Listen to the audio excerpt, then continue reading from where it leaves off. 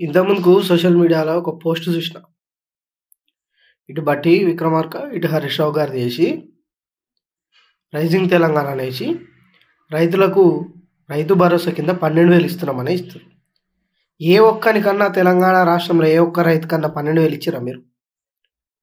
ఏసే రైతు బంధు ఎగ్గొట్టిన దొంగలు మీరు. ఇంకా మళ్ళా రైతు భరోసా కింద 12,000 ఏసినామని చెప్పుకుంటుర్రా? 2,00,000 రుణమాఫీ చేయలేరు మీరు సంపూర్ణంగా. మీ మంత్రే ఒప్పుకున్నాడు కదా 2,00,000 రుణమాఫీ కాలేదని. దానికి హరీష్ రావు గారు ఎన్నటి నుంచో చెప్తున్నారు 2,00,000 రుణమాఫీ అయితే నా పదవికి రాజీనామా చేస్తా, మీరు సిద్ధమా అని. దానికి తోక ముడుస్తారు. ఇక రైతు భరోసా వేసినామని గప్పాలు చెప్పుకుంటుర్రా? నేను ఒక పోస్టర్ వేస్తా, దీని మీద చూడుర్రి. ఏమన్నా ఉండాలి కదా, జ్ఞానం, ఇంగిత జ్ఞానం అని ఉండాలి కదా. చేయకుండా చేసినామని చెప్పనీకి రైతులు సంతోషంగా ఉన్నారా?